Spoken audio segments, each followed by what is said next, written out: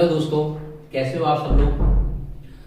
जैसा कि हमारी कॉन्स्टिट्यूशंस की क्लास चल रही थी और कॉन्स्टिट्यूशन की क्लास को आज हम अपनी कंटिन्यू करते हैं। जैसा कि अपन लोगों ने अपनी फर्स्ट क्लास में 1773 के रेगुलेटिव एक्ट तक की बात अपन लोगों ने की थी और यहां तक मेरा मानना है शायद अपन उस एक्ट के सारे फैक्ट्स क्लियर कर चुके थे। अब 1773 के रेगुलेटिव एक्ट को पारित करने का मैंने कारण आपको बताया था कि ईस्ट इंडिया कंपनी में काफी ज्यादा भ्रष्टाचार बढ़ चुका था। करप्शन के कारण लगातार कंपनी डाउन में जा रही थी, खर्च अत्यधिक बढ़ गए थे और इन्हीं सबको दूर करने के लिए पीट्स इंडिया रेगुलेटिव एक्ट को लाया गया था। लेकिन दोस्तों, रेगुलेटिव एक्ट लाने के बाद भी कंपनी में कई सारी कमियां रह गई थी और इन कमियों को दूर करने के लिए 1781 में एक एक्ट लाया गया जिसे बोला जाता है संशोधन एक्ट। क्या बोला जाता है दोस्तों? संशोधन एक्ट। हालांकि कोई इतना बड़ा एक्ट नहीं है, छोटा सा एक्ट है। कभी पूछा गया है तो सिर्फ यही पूछा गया है कि संशोधन एक्ट कब आया था। तो संशोधन एक्ट आया था 1781 में।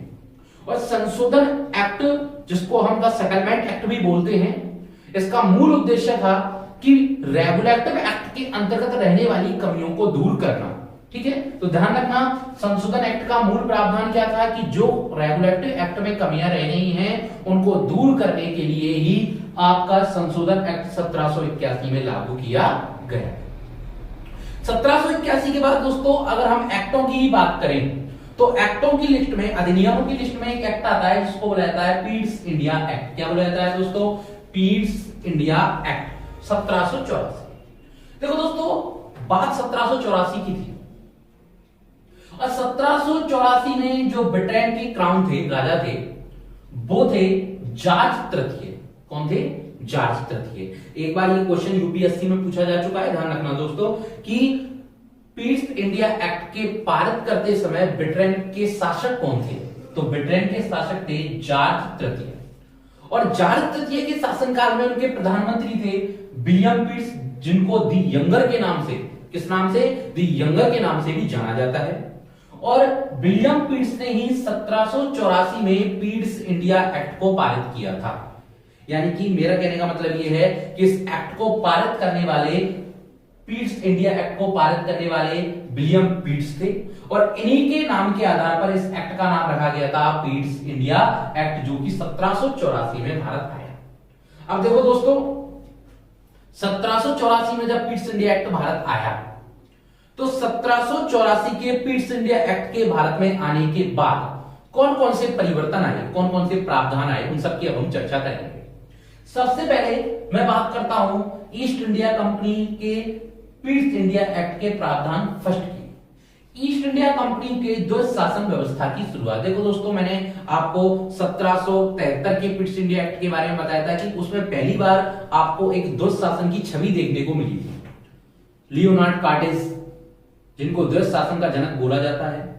लेकिन द्वैध शासन की विधिवत शुरुआत यानी स्थापना, मुख्य रूप से मूल स्थापना जो है वो 1784 के पीट्स इंडिया एक्ट के तहत की गई थी। देखो कारण क्या था, मैंने आपको बताया था कि ईस्ट इंडिया कंपनी को एक बोर्ड चलाता है जिसको बोला जाता है बोर्ड ऑफ डायरेक्टर। क्या बोला जाता है? बोर्ड ऑफ डायरेक्टर यानी बीओडी। और बीओडी का मूल काम था, क्या काम था बीओडी का? कि भारत में राजनीतिक प्लस व्यापारिक दोनों गतिविधियों को देखना। राजनीतिक गतिविधि भी बीओडी यानी बोर्ड ऑफ डायरेक्टर देखेगा और व्यापारिक गतिविधि भी बीओडी यानी बोर्ड ऑफ डायरेक्टर देखेगा। लेकिन अब यहां पर एक बात निकल कर ये आई कि जो बीओडी है इसके अपोजिट में एक और बोर्ड, एक और संस्था बनाई गई जिसका नाम रखा गया बोर्ड ऑफ कंट्रोल। क्या रखा गया? Board of control. देखो दोस्तों, इसको बनाने का एक कारण था। कारण क्या था कि ईस्ट इंडिया कंपनी लगातार अपने कार्य क्षेत्र में विस्तार कर रही थी और धीरे धीरे जो जॉर्ज तृतीय है उनके दिमाग में एक सोच कहीं तक आने लगी थी कि ईस्ट इंडिया कंपनी अब अपने निर्णय स्वतंत्र रूप से ले रही है और इस पे हमारा कोई नियंत्रण भी नहीं है। आगे जाके ऐसा ना हो कि ये कंपनी मूल रूप से हमारे हाथ से निकल जाए और भारत पे स्वतंत्र शासन करने लगे। तो वो चाहते थे कि कहीं ना कहीं, किसी ना किसी रूप में कंपनी पे एक नियंत्रण रखा जाए, एक कंट्रोल रखा जाए। और इसी बात के कारण उन्होंने एक विभाग या एक संस्था बनाई, सी यानी बोर्ड ऑफ कंट्रोल। तो एक क्वेश्चन आता है, बोर्ड ऑफ कंट्रोल की स्थापना किस एक्ट के द्वारा हुई है? पीट्स इंडिया एक्ट के द्वारा। और अब इन दोनों को लेकर एक बात कही गई, इससे बोला गया कि भाई बोर्ड ऑफ डायरेक्टर से बोला गया भाई आप भारत क्यों आए? व्यापार करने। क्यों आए थे? व्यापार करने। आज से आपका काम है सिर्फ और सिर्फ भारत की व्यापारिक गतिविधियों को संभालना, राजनीतिक गतिविधियों से आपका कोई मतलब नहीं है। इधर बीओसी से बोला गया कि भाई आपकी स्थापना की गई है भारत में राजनीतिक गतिविधियों को संभालने की। आज से भारत में राजनीतिक जितनी भी गतिविधियां हैं, उन राजनीतिक गतिविधियों की जो देखरेख है, उनका जो प्रबंधन है, वो आप करोगे। यानी कि शासन दो भागों में बटेगा। कितने भागों में? दो। एक बीओडी बोर्ड ऑफ डायरेक्टर व्यापारिक गतिविधि देखेगा, एक बीओसी बोर्ड ऑफ कंट्रोल राजनीतिक गतिविधि। यानी शासन दो भागों में बटा, जिसको बोला गया द्वैध शासन व्यवस्था या द्वैध शासन। तो ध्यान रखना, भारत में प्रथम बार द्वैध शासन व्यवस्था की स्थापना पीट्स इंडिया एक्ट के तहत किसने की थी? विलियम पिट्स ने। किसने की थी दोस्तों? विलियम पिट्स ने। दूसरी बात हम करते हैं, गवर्नर जनरल परिषद में सदस्यों की संख्या 4। देखो दोस्तों, 1773 में जो गवर्नर जनरल था उसके लिए एक परिषद बनाई गई थी और उस परिषद में 3 सदस्य थे। कितने थे? 3। लेकिन अब उस परिषद के विस्तार को लेकर एक बात की गई कि भाई जो 3 सदस्य हैं वो शासन चलाने में कहीं ना कहीं योग्य नहीं या कम है, या उनकी कार्यशैली बहुत धीमी है। तो इनकी सपोर्ट के लिए एक सदस्य और बढ़ाया जाए, एक सदस्य और बढ़ाया जाए। और इसी बात को देखते हुए अब जो गवर्नर जनरल परिषद में सदस्यों की संख्या है, गवर्नर जनरल परिषद में जो सदस्यों की संख्या है, वो सदस्यों की संख्या कितनी कर दी गई? 4। कितनी कर दी गई दोस्तों? 4। पहले कितनी थी? 3। अब कितनी कर दी है? 4। तो ध्यान रखना, भारत परिषद में सदस्यों की संख्या 4 कब की गई? 1784 के पीट्स इंडिया एक्ट के द्वारा। नेक्स्ट हम बात करेंगे गवर्नर जनरल को वीटो पावर। गवर्नर जनरल को वीटो पावर, गवर्नर जनरल को वीटो पावर जो दिया गया। वीटो पावर क्या होता है? वीटो पावर का मतलब है किसी भी अध्यादेश को नियंत्रित या रद्द करने का अधिकार। अपने राष्ट्रपति को भी यह अधिकार प्राप्त है वीटो पावर का। कई तरह के वीटो पावर होते हैं, आगे हम जब राष्ट्रपति पढ़ेंगे तो उसमें सभी प्रकार के वीटो पावरों की चर्चा अपन करेंगे। गवर्नर जनरल को पहली बार वीटो पावर देने का अधिकार, गवर्नर जनरल को पहली बार वीटो पावर देने का अधिकार किस एक्ट के द्वारा दिया गया? 1784 के पीट्स इंडिया एक्ट के द्वारा। किसके द्वारा? 1784 के पीट्स इंडिया एक्ट के द्वारा। नहीं, कलकत्ता को कंपनी की राजधानी, बहुत ही इंपोर्टेंट क्वेश्चन है दोस्तों, ध्यान रखना, बहुत ही इंपोर्टेंट क्वेश्चन है। वर्तमान में हमारे देश की राजधानी दिल्ली है। क्या है? दिल्ली। लेकिन ईस्ट इंडिया कंपनी के समय दिल्ली का इतना महत्व नहीं था। मैंने आपको बताया है कि ईस्ट इंडिया कंपनी की जो मुख्य कार्यशैली थी वो 3 क्षेत्रों तक फैली हुई थी, मद्रास, बंबई और कलकत्ता, बंगाल। और उनका मूल जो केंद्र था वो था बंगाल। क्या था? बंगाल। प्लासी का युद्ध है, बक्सर का युद्ध है, उन्हीं को जीतकर उन्होंने सर्वप्रथम भारत में अपनी राजनीतिक स्थिति को मजबूत किया था। और उन्होंने इसी चीज का फायदा उठाकर जो उस समय कलकत्ता शहर है, जिसको जॉब चार्नोक ने बसाया था। किसने बसाया था? Job Charnock. कलकत्ता शहर के संस्थापक या स्ट्रक्चरकर्ता कौन है? Job Charnock. उस कलकत्ता को अपनी क्या बनाया? राजधानी। तो ध्यान रखना, कलकत्ता को कंपनी की राजधानी कब बनाया गया? पीट्स इंडिया एक्ट 1784 के तहत। कोई दिक्कत नहीं, यहां तक कोई दिक्कत नहीं। दूसरा, पहली बार भारत को ब्रिटिश अधिपत्य क्षेत्र, बहुत ये भी इंपोर्टेंट क्वेश्चन है। हम जानते हैं भारत पे अंग्रेजों ने 190 साल शासन किया, लेकिन विधिवत रूप से ये बात कब निकल के आई कि भाई भारत जो है वो ब्रिटिश अधिपत्य क्षेत्र है, औपनिवेशिक क्षेत्र है। देखो, 2 शब्द जरा ध्यान रखना, औपनिवेशिक क्षेत्र और आधिपत्य क्षेत्र। सुनने में दोनों एक जैसे हैं, लेकिन इनमें एक छोटा सा अंतर है। औपनिवेशिक क्षेत्र वो होता है जहां पर कोई दूसरी शक्ति आके अधिकार कर ले और उसका शासन संचालन ना करते हुए सिर्फ उसका एक शोषणकारी शोषण के रूप में उसका, या एक तरह से आर्थिक स्ट्रक्चर के रूप में उसका यूज करे। लेकिन अब अंग्रेजों ने क्या किया था कि भारत में राजनीतिक स्थिति को प्रभावित करना शुरू कर दिया था और धीरे धीरे अब वो भारत में शासन संचालित करने लगे। तो अब उन्होंने भारत को ब्रिटिश आधिपत्य क्षेत्र बोलना शुरू कर दिया।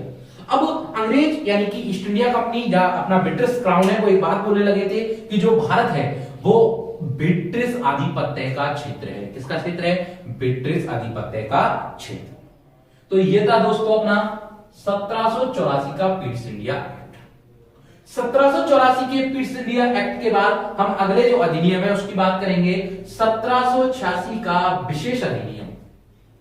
1786 का विशेष अधिनियम, स्पेशल एक्ट, ये भी एक अपने आप में इंपोर्टेंट है। मैं आपको जो टॉपिक क्लियर करा रहा हूं, सबसे पहले आप अपनी एक साइकोलॉजी सेट कर लेना। ये जितने भी टॉपिक हैं आप इनको, चाहे यूपीएससी है, चाहे आरपीएससी है, चाहे एमपीएससी है, अदरवाइज किसी भी एग्जाम में यूज कर सकते हो। मैं किसी भी टॉपिक को जीरो से शुरू कर रहा हूं, टॉप पे ले आके खत्म कर रहा हूं, क्योंकि मेरा एक मानना है, मुझे नहीं पता कि मैं जो क्लास पढ़ा रहा हूं उसको किस लेवल का बच्चा पढ़ रहा है या किस लेवल के बच्चे उसको कंटेंट को क्लियर कर रहे हैं।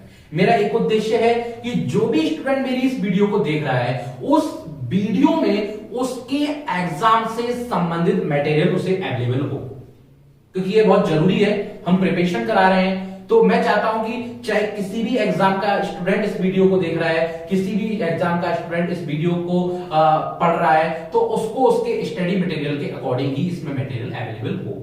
तो चाहे एग्जाम आपका किसी भी लेवल का हो, आप इससे संबंधित क्वेश्चन हर एग्जाम में देख सकते हो।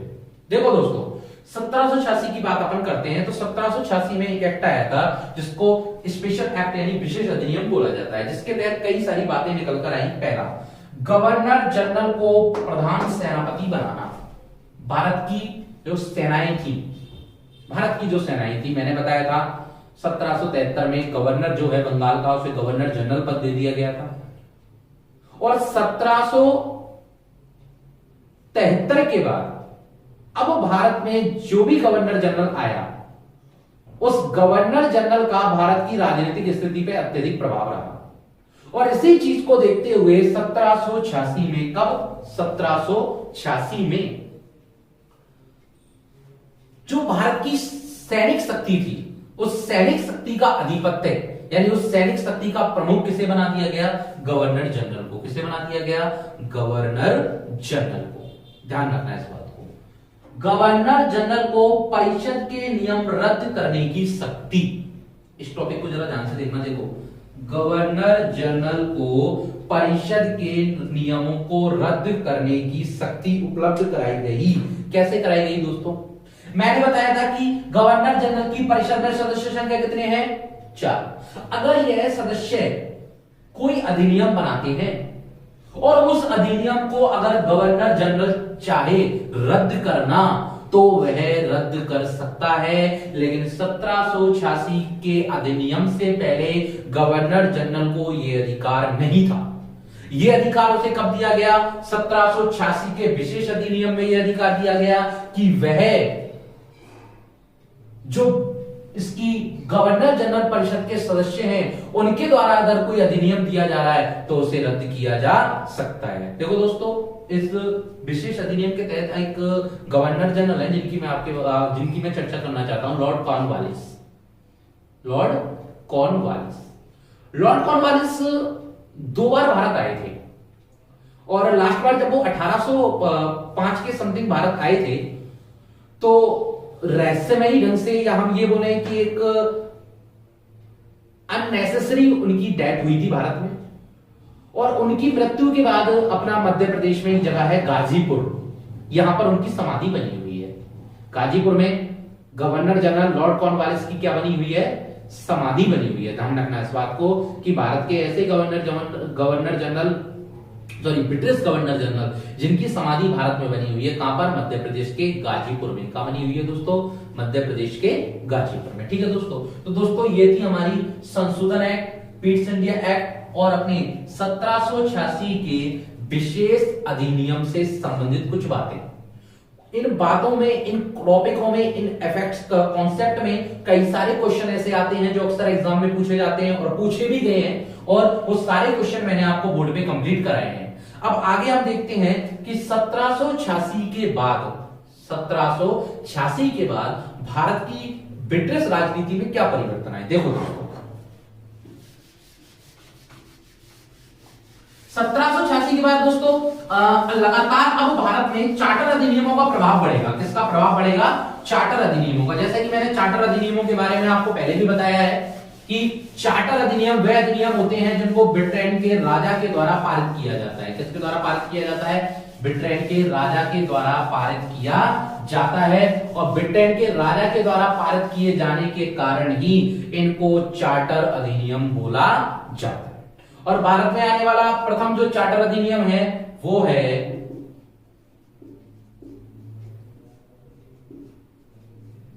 Charter act 1793। Charter act 1793 Bharat में आने वाला प्रथम चार्टर एक्ट कौन सा है दोस्तों? Charter act 1793। देखो दोस्तों, चार्टर एक्ट हिंदी में अगर मैं बोलूं तो राजलेख। चार्टर एक्ट हिंदी में अगर मैं बोलूं तो राजलेख। और भारत में आने वाला पहला चार्टर एक्ट आया था 1753 में। अब बात हम करेंगे कि इसके अंतर्गत क्या प्रावधान किए गए थे, आखिर इसके अंतर्गत ऐसी कौन सी बातें थी जो लागू की गई। आप लोगों को पता होना चाहिए दोस्तों कि 1753 से पहले जो भी कोई ब्रिटिश ईस्ट इंडिया कंपनी अधिकारी है उसका जो वेतन दिया जाएगा, उसका क्या दिया जाएगा? उसका जो वेतन दिया जाएगा वो वेतन ब्रिटिश राजस्व में से दिया जाता था, यानी इंग्लैंड के राजस्व में से दिया जाता था। लेकिन 1793 के चार्टर एक्ट में 1793 के चार्टर एक्ट में यह व्यवस्था की गई कि अब जो भी कोई अधिनियम होगा, जो भी कोई ब्रिटिश अधिकारी होगा, उस ब्रिटिश अधिकारी का जो वेतन दिया जाएगा वो वेतन किसमें से दिया जाएगा? भारत के राजस्व में से दिया जाएगा। किसमें से दिया जाएगा दोस्तों? भारत के राजस्व में से दिया जाएगा। पहला प्रावधान तो ये था कि 1753 के चार्टर एक्ट का पहला प्रावधान क्या है कि ब्रिटिश अधिकारी कोई भी है, उस ब्रिटिश अधिकारी को जो भी वेतन दिया जाएगा वो वेतन किसके रूप में, किसके द्वारा दिया जाएगा कि वह वेतन जो है वो भारत के राजस्व में से दिया जाएगा। दूसरा कि जो भारत का गवर्नर जनरल है वह भारत का गवर्नर जनरल अब भारत की राजनीतिक, व्यापारिक या अन्य किसी भी गतिविधि को स्वतंत्र रूप से प्रभावित कर सकता है। कि अगर भारत का गवर्नर जनरल चाहे तो वह भारत की किसी भी स्टैंडर्ड की नीति को या किसी भी प्रकार की व्यवस्था को पूर्ण रूप से क्या कर सकता है? प्रभावित कर सकता है। ये अधिकार किसके तहत दिए गए थे? 1753 के चार्टर एक्ट के द्वारा। अच्छा दोस्तों, इन चार्टर एक्टों की एक बात ध्यान रखना कि अब जो भी ये चार्टर एक्ट आएगा ये 20 साल बाद आएगा। कब आएगा? हर 20 साल बाद। जैसे कि अगर मैंने बोला कि अगर ये पहला चार्टर एक्ट 1753 में आया, तो अगर मैं अब दूसरे चार्टर एक्ट की बात करूं तो दूसरा चार्टर एक्ट कब आएगा? दूसरा चार्टर एक्ट आएगा 1813। कब आएगा? 1813 में। तो भारत में आने वाला जो दूसरा चार्टर एक्ट है वो कब आएगा? 1813 में। क्योंकि देखो एक बात है कि आखिर ये चार्टर एक्ट जो है वो 18-20 साल बाद ही क्यों आ रहे हैं? भाई 20 साल से पहले भी आ सकते हैं, लेकिन 20 साल के यानी 20 साल बाद से के लगभग ही ये क्यों आए? इसका एक कारण था। मैंने आपको स्टार्टिंग में एक बात बताई थी कि जब ईस्ट इंडिया कंपनी भारत आई थी तो ईस्ट इंडिया कंपनी कितने साल का अनुमति पत्र लेकर भारत आई थी? 15 साल का। कितने साल का अनुमति पत्र लेकर भारत आई थी? 15 साल का। लेकिन इस अनुमति पत्र को जो दिया गया था उसको 1713 में क्या है 20 साल का कर दिया गया था कि अब हर 20 साल के अंतर्गत ये जो अनुमति पत्र है ये ब्रिटिश शासन के द्वारा रिन्यू कराया जाएगा। वो 20 साल के शासनकाल का लेखा जोखा देखेगा और आगे वाले समय में फिर उसे 20 साल के लिए रिन्यू कर देगा। और यही कारण है कि हमारे जो जितने भी चार्टर एक्ट हैं अब वो अब सब कब आएंगे? 20 साल बाद आएंगे। जैसे कि पहला 1793 में, तो अब अगला कब आएगा? 1813 में। अच्छा, इसके तहत क्या किया गया? 1813 का चार्टर एक्ट बड़ा इंपॉर्टेंट है। 1813 के चार्टर एक्ट की सबसे पहली बात मैं आपको बताऊं, भारत में प्रथम बार ईसाई मिशनरियों का आगमन। भारत में पहली बार ईसाई मिशनरियों का आगमन कब हुआ? 1813 के चार्टर एक्ट के समय। कब हुआ दोस्तों? 1813 के चार्टर एक्ट के समय। आपको पता होना चाहिए कि देखो अब लगातार भारत में ईस्ट इंडिया कंपनी का शासन बढ़ रहा है, प्रशासन बढ़ रहा है, नए नए मुख्यालय चाहिए। अब मुख्यालयों को चलाने के लिए योग्य और पढ़े लिखे व्यक्ति भी चाहिए, ऐसे व्यक्ति जो इंग्लिश पढ़ सके, इंग्लिश बोल सके। अब उस समय क्या है कि ब्रिटेन से प्रत्येक अधिकारी को लाने के लिए, प्रत्येक कर्मचारी को लाने के लिए अत्यधिक व्यय आता था।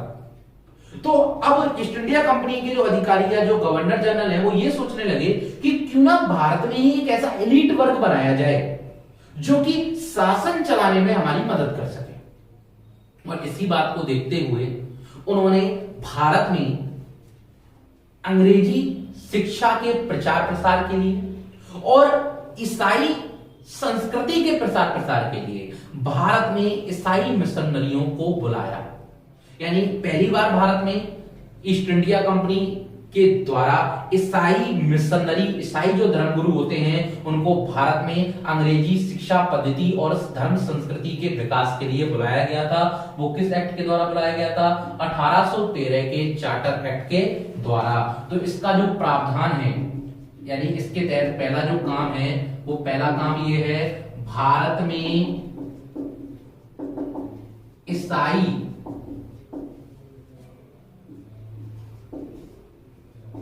मिशनरियों का आगमन।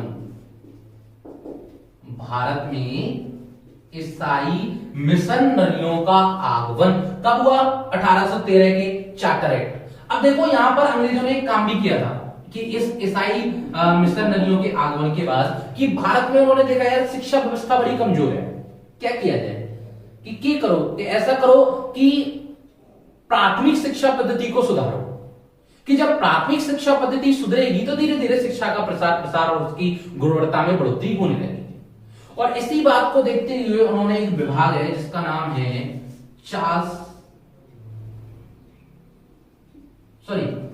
बुश डिस्प्रेस। क्या नाम है?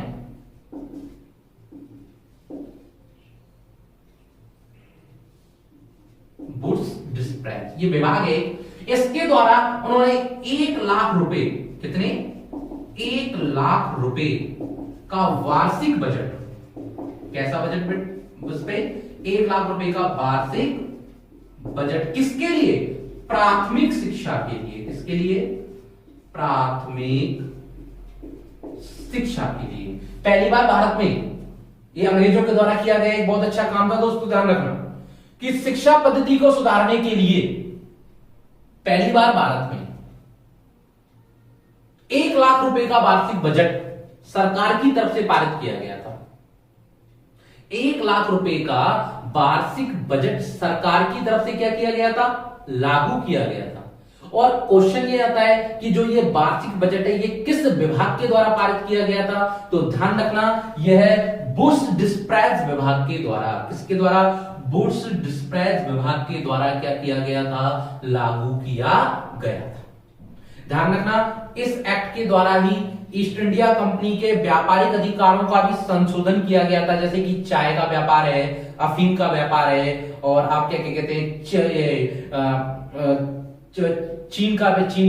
चीन से जो व्यापार वगैरह किया जाता था, इन सबको ईस्ट इंडिया कंपनी के लिए एक तरह से संशोधित कर दिया गया था कि भाई इनसे संबंधित जो भी व्यापार है ये चीन और ईस्ट इंडिया कंपनी के एकाधिकार में रहेगा। वो काम भी किसके तहत किया गया था? 1813 के चार्टर एक्ट के द्वारा। अच्छा, 1813 के चार्टर एक्ट के बाद अगला जो चार्टर एक्ट आएगा वो कब आएगा दोस्तों? 20 साल बाद। कब आएगा?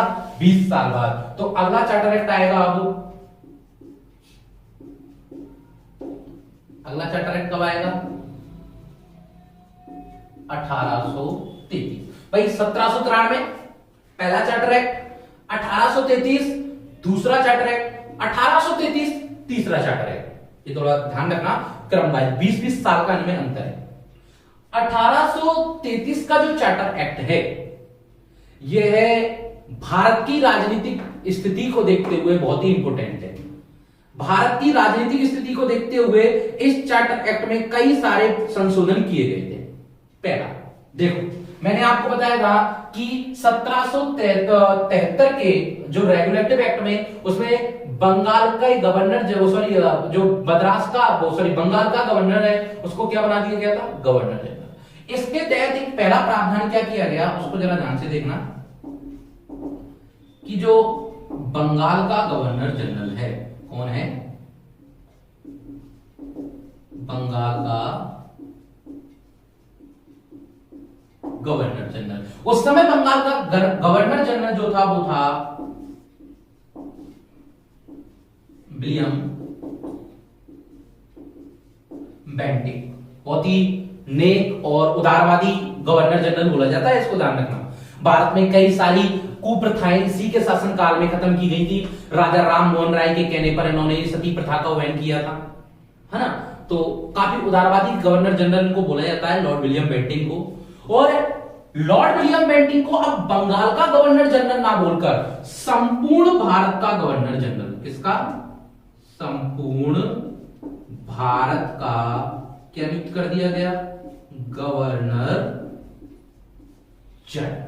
ध्यान रखना दोस्तों, संपूर्ण भारत का गवर्नर जनरल किसको बना दिया गया, अब बंगाल के गवर्नर जनरल विलियम बेंटिक को। तो कोई क्वेश्चन आपसे ये पूछे कि भाई भारत का प्रथम गवर्नर जनरल कौन है, लॉर्ड विलियम बेंटिक। कौन है, lord William Bentinck. Governor, Bengal का प्रथम गवर्नर जनरल कौन है, तो बंगाल का प्रथम गवर्नर जनरल है वारेन हेस्टिंग्स। कौन है, वारेन हेस्टिंग्स। तो थोड़ा ध्यान रखना, ये भारत के प्रथम गवर्नर जनरल हैं, कौन, लॉर्ड विलियम बेंटिक। अब देखो, लॉर्ड विलियम बेंटिक के शासनकाल में कई सारे काम किए गए थे तो काफी अच्छे थे। जैसे कि मैं बात करूं, इन्होंने सर्वप्रथम जो ब्रिटेन से भारत आते थे नागरिक, उनके लिए किसी भी प्रकार के अनुमति पत्र को अनिवार्य करना की जो प्रथा थी वो खत्म कर दी। इनका एक मानना था, ये कहते थे कि भाई जो भारत है वो ब्रिटेन का ही एक भाग है और अपने ही देश के भाग में आने के लिए किसी भी अनुमति पत्र की जरूरत नहीं है। तो उन्होंने बोला कि भाई ब्रिटेन का कोई भी नागरिक है वो बिना किसी अनुमति के भारत आ सकता है, तो बिना किसी अनुमति के भारत आ सकता है। ध्यान रखना, तो बिना किसी अनुमति के क्या आ सकता है, भारत आ सकता है। ये नियम किसने बनाया था, 1833 के चार्टर अधिनियम के तहत किसने, लॉर्ड विलियम बेंटिक ने। लॉर्ड विलियम बेंटिक के शासनकाल में ही भारत में पहली बार भारत में एक अच्छे पैमाने पे कानून व्यवस्था को सुदृढ़ किया गया था। भारत में पहली बार एक विधि आयोग बना था और इस विधि आयोग के अध्यक्ष थे लॉर्ड मैकाले। हालांकि 3 सदस्य थे, लेकिन इसके जो मुख्य अध्यक्ष थे वो थे लॉर्ड मैकाले। मैकाले विधि संहिता, आईपीसी धारा जिसके तहत इसमें आती है, जो मैकाले विधि संहिता है वो लॉर्ड मैकाले के द्वारा बनाई गई थी। और मैकाले वो व्यक्ति हैं जिन्होंने भारत में अंग्रेजी शिक्षा पद्धति को मुख्य रूप से लागू कराया था। तो भारत में अंग्रेजी शिक्षा पद्धति का जनक भी लॉर्ड मैकाले को बोला जाता है और इन्हीं के शासनकाल में लॉर्ड मैकाले ने विधि आयोग के तहत अध्यक्ष पद को संभालते हुए भारत की कानून व्यवस्था को सुदृढ़ किया था। किसमें, लॉर्ड विलियम बेंटिक के काल में। इन्हीं के शासनकाल में लॉर्ड विलियम बेंटिक का जो शासनकाल है इसमें कई सारी भारत की कुप्रथाएं जैसे कि सती प्रथा है और कन्यावध प्रथा है और ऐसी कुछ प्रमुख प्रथाएं हैं जो कि ग्रामीण क्षेत्रों में संचालित थी, उनको बैन किया गया। इनके बारे में एक कहानी भी बताई जाती है, एक बात बताई जाती है कि जिस समय इन्होंने सती प्रथा को बैन किया था, जो खासकर अपने राजस्थान में राजपूत जो क्षेत्र है इसमें काफी ज्यादा प्रचलित थी, तो सती प्रथा को क्या है कि जो राजपूत थे वो एक गर्व के रूप में देखते थे कि एक काफी एक गर्वपूर्ण ये एक प्रथा है। और जब वो लोग इसको पता लगा कि उनको पता लगा कि भाई लॉर्ड विलियम बेंटिक इसे खत्म कर रहे हैं, तो वो लॉर्ड विलियम बेंटिक से मिलने पहुंचे और उनको जाके बोले कि जो ये प्रथा है ये हमारी वीरता और शौर्य का प्रतीक है और हमारी एक अलग ही एक विशेष सांस्कृतिक पहचान है, तो हम चाहते हैं कि आप इस प्रथा को बैन ना करें। अब भाई governor general Lord William Bentinck बहुत ही उदारवादी थे, तो वो उनको भी नाराज नहीं कर सकते थे। उन्होंने एक शर्त रखी कि ठीक है, कोई दिक्कत नहीं है, मैं अभी ही इस प्रस्ताव को वापस ले लेता हूं, लेकिन मेरी एक शर्त है कि जिस प्रकार सती प्रथा में एक पति के मरने पर एक पत्नी सती होती है, उसी प्रकार अगर कोई पत्नी मरेगी तो पति को भी दाह संस्कार जीवित होते हुए करना पड़ेगा।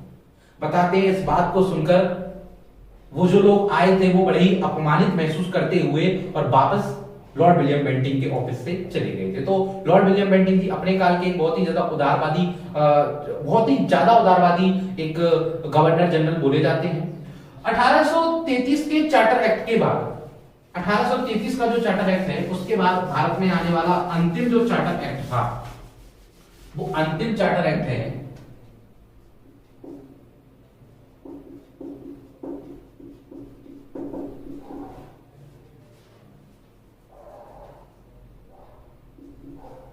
1853 का। कौन सा? 1853 का। 1853 20 साल बाद आएगा भाई। पहला 1753, दूसरा 1813, तीसरा 1833 और चौथा 1853। ये भारत में आने वाला सबसे अंतिम चार्टर एक्ट है, ध्यान रखना। अंतिम क्यों है? हाँ भाई, अंतिम क्यों है? क्योंकि आपको पता होना चाहिए कि चार्टर एक्ट हर 20 साल बाद आता है, लेकिन 1853 के बाद 20 साल पूर्ण होने से पहले ही भारत में एक बहुत ही बड़ी विप्लव क्रांति हुई थी स्वतंत्रता के लिए, जिसको 1857 का एक विप्लव, एक क्रांति बोला जाता है। 1857 की क्रांति, जो इतिहास का एक बहुत ही रोचक और बहुत ही इंटरेस्टिंग टॉपिक है। जब हिस्ट्री की क्लास अपन लेंगे तो उसमें आपको मैं कंसल्ट कराऊंगा।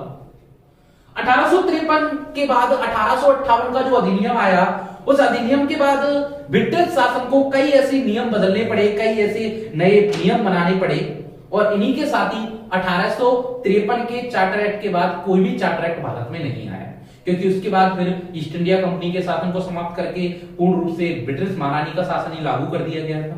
तो भारत में आने वाला अंतिम चार्टर एक्ट कौन सा है? 1853 का चार्टर एक्ट। इसकी कुछ प्रमुख बातें समझना। भारत में पहली बार प्रशासनिक और न्यायिक कार्यों का बंटवारा। भारत में पहले क्या होता था कि जो प्रशासनिक न्यायिक अधिकारी है वही प्रशासनिक अधिकारों को भी देखा करता था, लेकिन भारत में पहली बार प्रशासनिक प्लस न्यायिक दोनों ही गतिविधियों को अलग अलग कर दिया गया। क्या कर दिया गया? दोनों ही गतिविधियों को अलग अलग। तो भारत में पहली बार प्रशासनिक और न्यायिक गतिविधियों को क्या कर दिया गया? अलग अलग कर दिया गया। और इसी के साथ ही भारत में जितने भी चार्टर एक्ट आए थे उनको पूर्ण रूप से समाप्त कर दिया गया। और इस वीडियो में आज हमने अपने जितने भी चार्टर एक्ट हैं उन सारे चार्टर एक्टों को कंप्लीट किया है। चार्टर एक्ट कंप्लीट होने के बाद अब इसमें अगला जो अपन टॉपिक पढ़ेंगे वो पढ़ेंगे अपने भारत सरकार अधिनियम 1858, जो कि पूर्ण रूप से भारत की राजनीति को बदल के रख देगा, ईस्ट इंडिया कंपनी के शासन को समाप्त कर देगा। तो आज की वीडियो में दोस्तों इतना ही। नेक्स्ट वीडियो में हम भारत के चार्टर एक्ट के बाद बदलने वाली राजनीतिक गतिविधियों के बारे में चर्चा करेंगे। Thank you.